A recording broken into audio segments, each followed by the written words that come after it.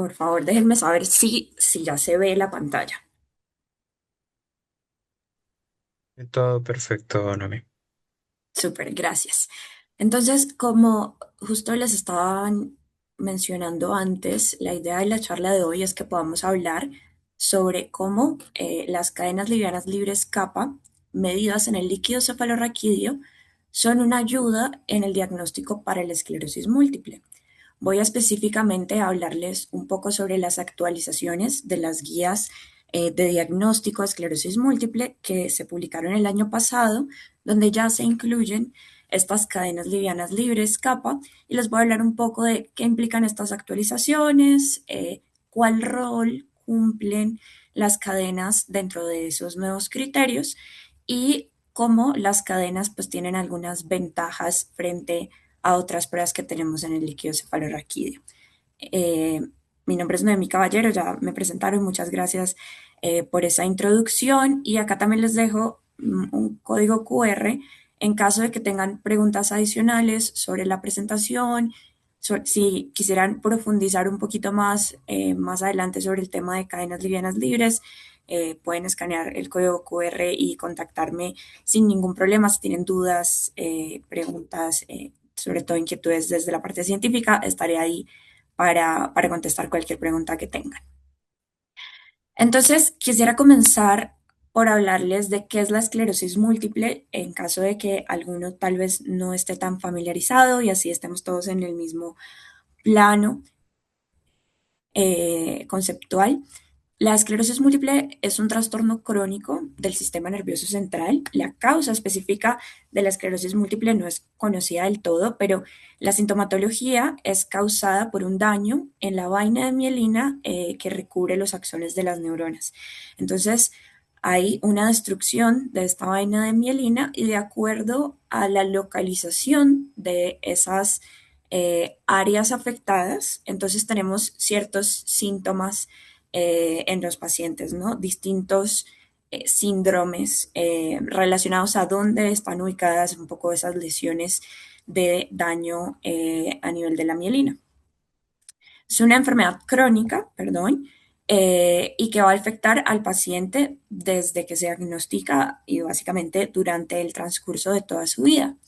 La prevalencia de esta enfermedad es importante. Este es un mapa representando un poquito, voy a poner acá el cursor, la prevalencia que tenemos en las diferentes regiones del mundo y en general en Latinoamérica y en la porción sur del mundo, en ese hemisferio sur, tenemos una prevalencia que es un poco menor a la parte norte, pero es una prevalencia y una ocurrencia de la enfermedad que en general viene en aumento a nivel mundial. Se estima que alrededor de 2,8 millones de personas viven con esclerosis múltiple alrededor del mundo. Es una enfermedad que es más común en mujeres que en hombres, 2 a 3 veces más común. Y la edad promedio al diagnóstico es entre los 20 y los 40 años. Esto es importante porque es una enfermedad que se diagnostica temprano y que puede comprometer la calidad de vida de los pacientes durante un periodo importante de su vida productiva. Y esto es un poco de cómo la diagnosticamos. Teníamos los criterios de McDonald que han tenido diferentes actualizaciones y la última que teníamos era la actualización o la revisión del 2017. Eh, y básicamente el diagnóstico de la esclerosis múltiple se basa en una serie de pilares. Entonces, tenemos un pilar de imágenes que se basan en la resonancia magnética, la evidencia clínica y el examen físico del paciente y el análisis del líquido cefalorraquídeo. Entonces, no hay una prueba única que haga el diagnóstico, sino que al final la esclerosis múltiple va a depender y su diagnóstico va a depender de sumar una serie de criterios que nos permitan tener una mayor certeza que se trata de esa enfermedad y de eso se tratan al final los criterios diagnósticos y por eso han tenido diferentes actualizaciones para permitir que cada vez tengamos un diagnóstico más rápido y preciso de esta enfermedad que permita que los pacientes sean tratados lo más oportunamente posible. Entonces, como les mencionaba, me devuelvo un segundo, tenemos estos tres pilares y dentro de los pilares tenemos el análisis del líquido cefalorraquídeo. Es una herramienta que utilizamos en el diagnóstico de la esclerosis múltiple. ¿Y por qué se utiliza? Básicamente nos permite tener una idea de la síntesis intratecal de inmunoglobulinas. Las células plasmáticas que hacen parte de nuestro sistema inmunitario tienen esa capacidad de sintetizar anticuerpos, así como lo hacen dentro del resto de nuestro cuerpo, pues también lo pueden hacer a nivel del sistema nervioso central. Y cuando esto ocurre a nivel del sistema nervioso central, entonces hablamos de que es intratecal. Y un sello distintivo de esa actividad inmunitaria mediada por células B que ocurre en diferentes enfermedades neuroinflamatorias, entre ellas la esclerosis múltiple, es esa síntesis intratecal de inmunoglobulinas. Entonces, normalmente tengo muy pocas células B produciendo anticuerpos, inmunoglobulinas en general, en el sistema nervioso central, y en enfermedades específicas como patologías neuroinflamatorias, ellas van a comenzar a hacer esta síntesis intratecal que nos da una indicación de que hay inflamación a nivel del sistema nervioso central. Es importante acá tener en cuenta que es algo característico que ocurre en la esclerosis múltiple, pero que no es algo que ocurre únicamente en la esclerosis múltiple. Tenemos síntesis intratecal de inmunoglobulinas también en otras patologías neuroinflamatorias.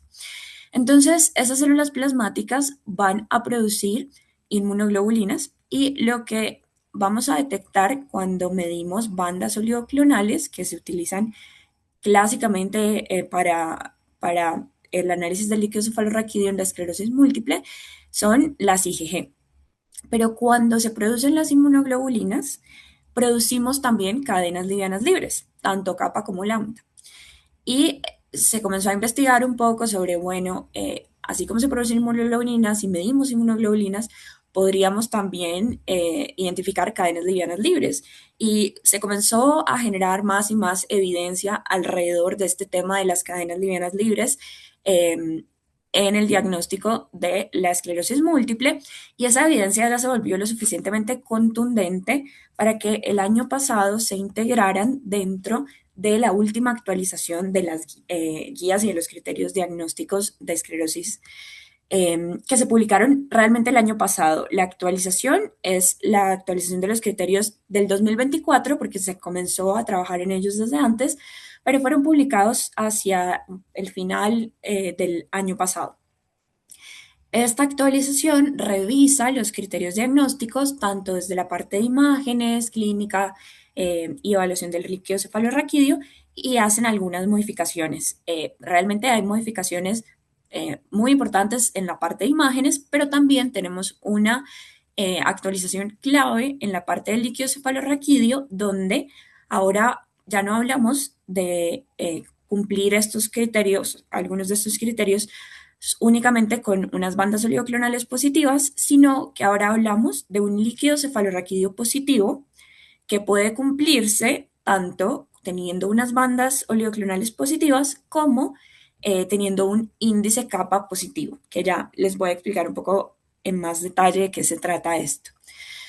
Esto es un resumen muy general de estas actualizaciones que tenemos en los criterios, pero el punto que quería traer acá para llamar su atención es que ahora vamos a hablar de un líquido cefalorraquídeo positivo que va a ser parte de esos criterios que podemos tener para cumplir con el diagnóstico. Y el líquido cefalorraquídeo positivo se va a definir ahora tanto como bandas oligoclonales como con el índice kappa que se mide utilizando cadenas livianas libres en tanto en líquido cefalorraquídeo como en suero. Antes de continuar, quería preguntarles un poquito sobre cuántos de ustedes sabían sobre esta actualización de los criterios, cuántos de ustedes sabían sobre que el índice kappa se incluyó en los criterios de McDonald's, habían oído sobre el índice kappa antes, entonces si pueden hacer alguna reacción por el chat o escanear acá el código QR, no sé si me ayudan ahí para poner el link en el chat y que ustedes puedan contestar si lo habían oído antes o no. Creo que me da mucha información sobre qué tanto nivel de detalle o de antecedentes necesitan que les cuente. Y claro, Noemi, para comentarles que ya está el link ahí en el chat para que puedan, por favor, responderlo. No es quiz ni nada, es nada más para saber.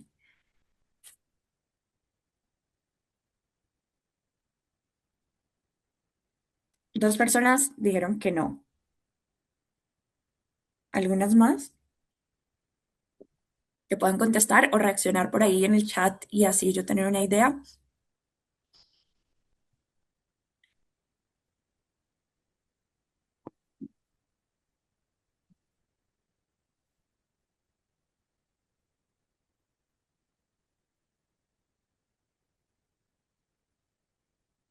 Bueno, por ahora todos dijeron que no. Entonces, buenísimo porque vamos a aprender un montón en esta sesión. Voy a hacerlo lo más claro posible, pero por favor, si tienen alguna duda, váyanla poniendo en el chat y luego vamos profundizando. Entonces, como les decía, históricamente hemos utilizado las bandas oleoclonales. No sé si ustedes están familiarizados con las bandas, si han tenido que hacer bandas. Es una prueba que tiene una sensibilidad y una especificidad para la esclerosis múltiple que es muy buena y por eso estaba incorporado en las guías y en los criterios diagnósticos. Sin embargo, es una prueba que tiene limitaciones. No siempre está disponible, por ejemplo, conversando con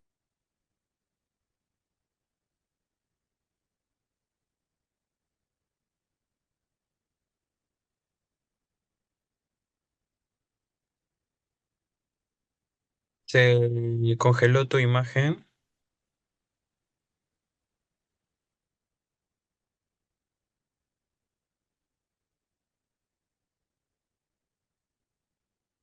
y clínica, etcétera. E incluso en países más grandes, por ejemplo, acá en Colombia, no está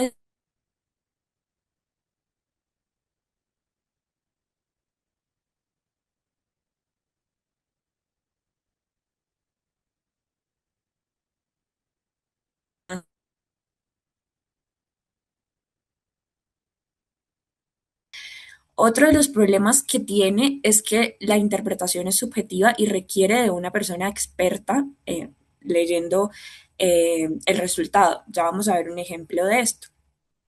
Eh, es un, es un proceso que no es automatizado, es laborioso y es costoso, y al final tenemos un resultado que es cualitativo.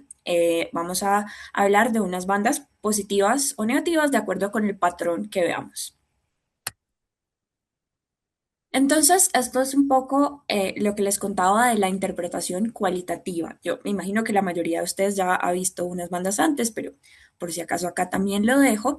Entonces, recuerden que tenemos una muestra de suero acá y el líquido cefalorraquídeo pareadas del mismo paciente y lo que buscamos son bandas que estén presentes en el líquido cefalorraquídeo que no estén presentes en el suero.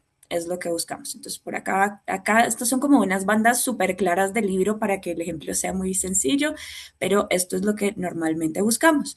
Estas bandas que vemos en el líquido cefalorraquídeo que no están en el suero y nos habla de esa síntesis intratecal.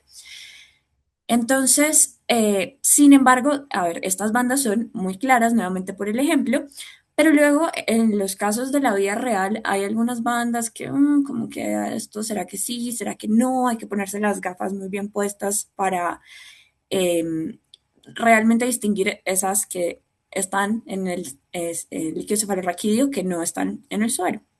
Por eso es una prueba que tiene limitaciones. Esto es un estudio donde evaluaban justo este problema de la interpretación subjetiva, publicado en el 2020. Ellos analizaron 264 muestras pareadas de suero y de líquido cefalorraquídeo, eh, y lo que hicieron era todas las muestras se corrieron en un mismo centro y simplemente el resultado se lo dieron a tres centros distintos para que dijeran, interpretaran ese resultado y dijeran, bueno, esto es positivo o negativo y cuántas bandas están ahí. Y luego analizaron la concordancia de los resultados que reportaron esos tres centros. Entonces, pasa algo y es que el punto de corte que tenemos para decir que son positivas son dos bandas. Entonces, si tenemos dos o más bandas presentes en el líquido cefalorraquídeo que no están en suero, hablamos de que son positivas. Si tenemos menos, son negativas. Entonces, el problema grande es que primero vean que la concordancia general es muy baja, 0,67 casi. Es una concordancia no muy buena entre los tres centros. Y el problema adicional que tenemos es que esa concordancia se reduce cuando estamos cerca de las dos bandas, o sea, cuando hay más o menos dos bandas presentes, o estamos más cerca de esas dos bandas presentes, la concordancia ya comienza a disminuir y hay laboratorios que sí ven la banda, otros que no la ven tanto, y es una de las limitaciones que tenemos con las bandas oligoclonales. Entonces, es una prueba que tiene un muy buen rendimiento diagnóstico que lleva siendo utilizada realmente ya muchos años en el apoyo del diagnóstico de la esclerosis múltiple, pero que tiene estas limitaciones de disponibilidad, de interpretación, de subjetividad que la hacen complicada de implementar en algunos contextos. Entonces, como les contaba, cuando se producen inmunoglobulinas intactas, que es lo que estamos evaluando en las bandas oligoclonales, también se producen cadenas livianas libres. Entonces, solo para recordar un poquito de ahí la inmunología, cuando producimos inmunoglobulinas tenemos las cadenas pesadas que están acá en gris y las cadenas ligeras que están en amarillo, marcadas acá. Estas cadenas se sintetizan de forma independiente, están codificadas en genes distintos. Entonces, se producen mis cadenas pesadas y ligeras por separado y luego se ensamblan formando la inmunoglobulina que todos conocemos, IgE, IgA, etc. Entonces, cuando yo produzco cadenas ligeras, normalmente hay un exceso fisiológico normal de cadenas ligeras por encima de las pesadas, o sea, se sintetizan más cadenas ligeras que cadenas pesadas, más o menos un 40% más de cadenas ligeras. Y esto es fisiológico y normal. Así que como se producen más ligeras que pesadas, no todas las ligeras logran unirse a esa cadena pesada. Entonces, algunas de las ligeras no se unen formando una inmunoglobulina, sino que quedan libres y es lo que conocemos como cadenas livianas libres. Las cadenas livianas pueden ser de tipo kappa o de tipo lambda. Y en el caso de la esclerosis múltiple se ha visto que específicamente se incrementan más los niveles de cadenas livianas libres kappa. Por eso hablamos del índice kappa específicamente, que es el que utilizamos en el caso de la esclerosis múltiple. ¿Cómo lo hacemos? Entonces vamos a necesitar una muestra de líquido cefalorraquídeo y de suero pareadas exactamente igual que como hacemos unas bandas. Entonces, si estar en un hospital donde ya hacen bandas oligoclonales, el proceso o el protocolo para tomar la muestra para el índice kappa sería exactamente el mismo que emplean para hacer las bandas oligoclonales. Una muestra de líquido cefalorraquídeo, una muestra de suero. En ambas muestras vamos a medir cadenas livianas libres kappa y albúmina. Entonces vamos a medir cadenas livianas libres kappa en el líquido cefalorraquídeo y en el suero y albúmina en el líquido cefalorraquídeo y en el suero. ¿Por qué? Bueno, les voy a mostrar, me voy a saltar un poquito el por qué y nos devolvemos a la diapositiva anterior. Entonces, esto es un poco el por qué. Yo podría medir solo cadenas livianas libres kappa en el líquido cefalorraquídeo. ¿Podría? Sí, podría. Y ahí lo que yo encuentre de cadenas livianas libres en el líquido cefalorraquídeo, al final va a ser una suma, no exactamente una suma, pero va a ser o va a comprender lo que se sintetiza en el sistema nervioso central directamente, más lo que logré pasar a través de mi barrera hematoencefálica desde mi producción sistémica. Entonces recuerden que todos tenemos unos niveles normales en suero. En general, si yo soy un individuo sano y tengo una barrera hematoencefálica íntegra, yo voy a tener pocas cantidades de capa en el líquido cefalorraquídeo porque en general no voy a tener muchas células plasmáticas ahí produciendo inmunoglobulinas. Voy a tener un poco más de capa en el suero porque tengo una producción normal y fisiológica de la que ya hablamos. Igual pasa con la albúmina. Cuando yo tengo una barrera hematoencefálica íntegra, pues no va a haber mucho paso de proteínas de la parte sistémica al sistema nervioso central porque está muy regulada por esa barrera hematoencefálica y sí voy a tener albúmina en suero. Entonces, la albúmina dentro de este índice lo que me permite es tener una idea de cuánto de esa cadena liviana libre capa que yo encuentro en el líquido cefalorraquídeo es realmente una producción intratecal y no se debe a que tengo una barrera hematoencefálica permeable que esté permitiendo el paso de proteínas, tanto cadenas livianas libres como por ejemplo albúmina, a través de esa barrera y que por eso terminen en el líquido cefalorraquídeo. Ese es un poco el detrás de tener que medir la albúmina. Entonces, mido ambas en líquido cefalorraquídeo y en suero y hacemos un cociente. Entonces, hacemos la división de capa en el líquido cefalorraquídeo entre capa en el suero y el coeficiente de albúmina que se utiliza en otros contextos también. Entonces, albúmina en líquido cefalorraquídeo entre albúmina en suero. Esto dividido arriba, dividido abajo, me quedo sin unidades. Es un valor que no tiene unidades, ¿no? Entonces, cuando yo tengo una alteración en mi barrera hematoencefálica que puede estar causada por una enfermedad infecciosa del sistema nervioso central, algo así, cualquier cosa que altere la permeabilidad de mi barrera hematoencefálica y permita que las proteínas puedan pasar de la parte sistémica al sistema nervioso central, entonces yo voy a tener una migración tanto de capa como de albúmina. Eso hace que suba acá, el índice se mantiene igual. Entonces el índice me va a ayudar a controlar por esa potencial permeabilidad de la barrera y me va a decir cuándo yo puedo decir que esto realmente es una síntesis intratecal. Entonces en el caso de una real síntesis intratecal, yo voy a tener un aumento de cadenas livianas en el líquido cefalorraquídeo sin tener un aumento de la albúmina en el líquido cefalorraquídeo. Entonces, eso es un poco qué hay detrás de ese índice. Y me devuelvo un poquito. Entonces, estas son las recomendaciones que presentaron en los criterios que se publicaron el año pasado, en esa actualización de los criterios.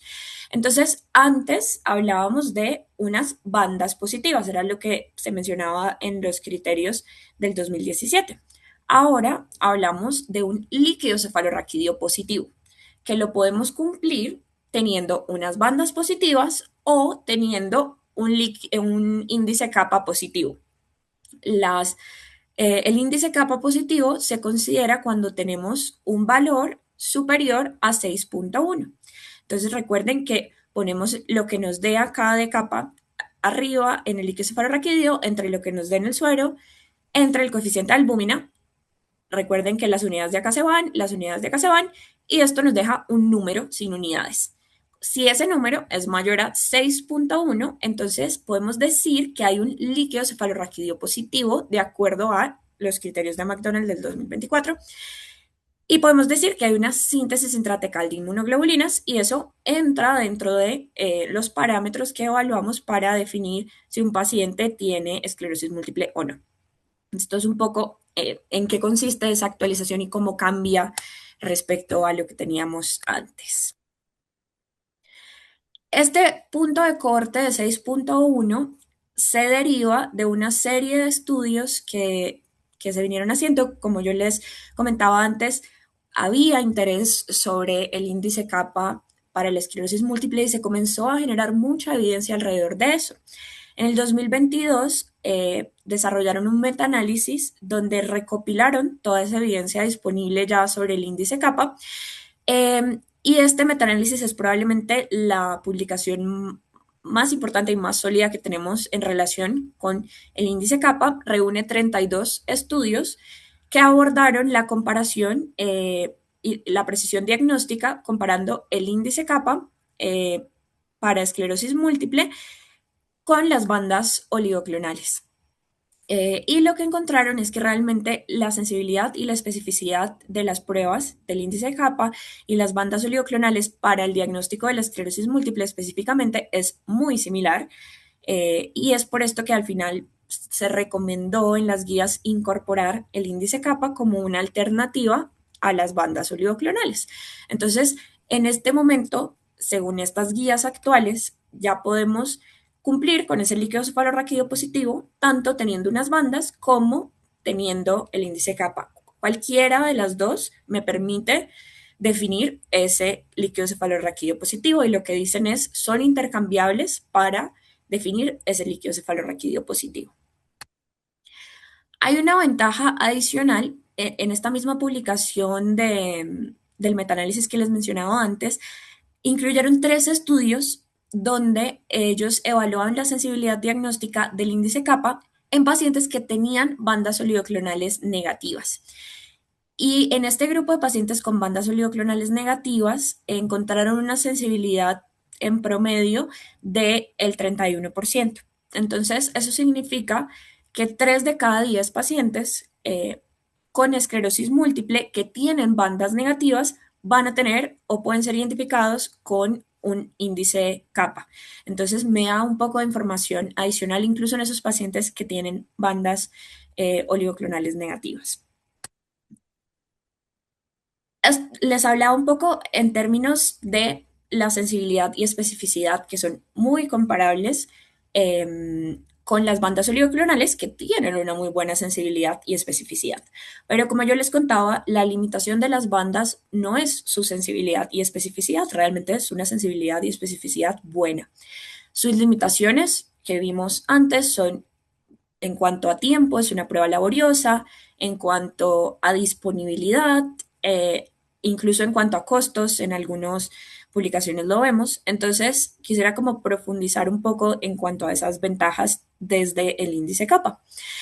Entonces, esto es una publicación del 2021 donde evaluaron muestras pareadas de 252 pacientes, muestras pareadas de suero y el líquido cefalorraquídeo, y compararon el tiempo y costos de los reactivos para cada una de estas pruebas. Entonces, para correr este número de muestras, el tiempo en horas para las bandas oligoclonales era de 252, mientras que para el índice kappa era de 5, un poco más de 5 horas. Entonces, el mismo número de muestras se pueden procesar en mucho menos tiempo. Para este número de muestras era 246 horas menos, que eso es un ahorro significativo en tiempo. Ya cuando lo analizamos en términos de porcentaje, es un ahorro de casi 98% en cuanto a tiempo. Y esto es solo tiempo de procesamiento, no estamos hablando de cuando, por ejemplo, tenemos que remitir eh, para tener un resultado, o sea, no es un tiempo hasta tener un resultado, una respuesta, sino tiempo de procesamiento nada más. Y ellos también reportaban un poco en cuanto a los costos de los reactivos e identificaron que en su centro tendrían un ahorro del 38% en cuanto a costos de los reactivos. Entonces, tiene beneficios no solo desde la parte de que tenemos un muy buen rendimiento diagnóstico, sino que también tenemos beneficios en cuanto a el tiempo y en cuanto a los costos. ¿Y por qué es mucho más rápido? Básicamente es mucho más rápido porque todo se hace en una plataforma automatizada de turbimetría donde podemos correr estas muestras muy fácilmente de forma completamente automatizada hasta tener un resultado que es cuantitativo. Entonces, es de aquí de donde viene ese ahorro en el tiempo. Esto es un resumen corto de el algoritmo nuevo que tenemos de los criterios de McDonald's de 2024. Como saben, es una patología que es compleja y que implica cumplir una serie de criterios distintos que se basan en imágenes, pero que también tienen en cuenta la parte clínica del paciente y también tienen en cuenta la parte del análisis del líquido cefalorraquídeo. Entonces, acá justo es donde dentro de todas estas herramientas paraclínicas que tenemos disponibles, tenemos la resonancia magnética, tenemos la clínica del paciente, etcétera. Dentro de toda la lista de herramientas paraclínicas que tenemos, en estos pacientes que no tienen tantas regiones involucradas, ¿cierto? Una de estas herramientas paraclínicas es ahora las cadenas livianas libres al mismo nivel que las bandas oligoclonales para cumplir con ese criterio del líquido cefalorraquídeo positivo. Entonces, en estos pacientes con un menor número de regiones involucradas con lesiones, entonces requerimos, en el caso de 2 a 3 regiones involucradas, una herramienta paraclínica, o sea, cumplir con al menos uno de estos, entre esos el índice kappa.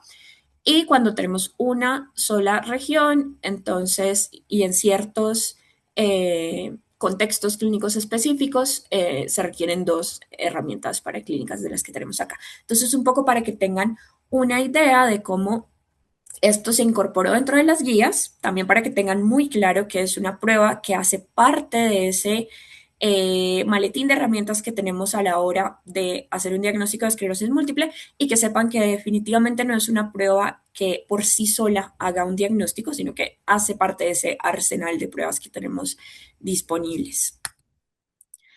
Entonces, es un poco el resumen que quería traerles de todo lo que les conté.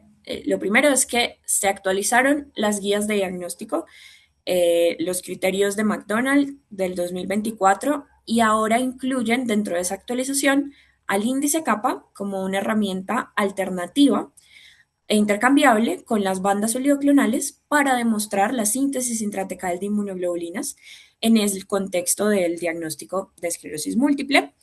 Ya están incluidas ahí y las ventajas que tiene el índice kappa es que es una prueba que es automatizada, es cuantitativa y fácil de interpretar. Como les mostré, es una división muy sencilla, sin unidades, donde ya nos mencionan las guías, si yo tengo un resultado que es mayor a 6.1, entonces se considera diagnóstico, se considera positivo, líquido cefalorraquídeo positivo, y hace parte de esos criterios o herramientas en el diagnóstico.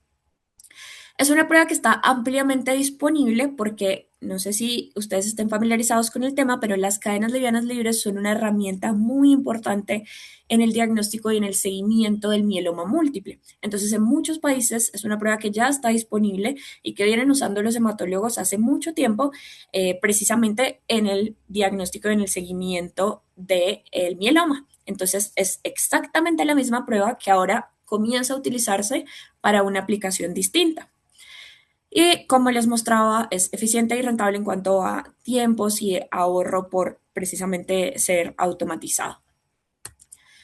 Entonces, ¿qué podemos hacer a partir de hoy? Primero, familiarizarnos con los nuevos criterios, que sepan que ya hay una actualización de los criterios diagnósticos y cada vez más tenemos que aprender más de ellos. En Latinoamérica nos pasa mucho que hay un cambio en las guías y en las recomendaciones. Siempre hay una transición importante desde que se actualizan hasta que logramos tener un cambio en la práctica clínica.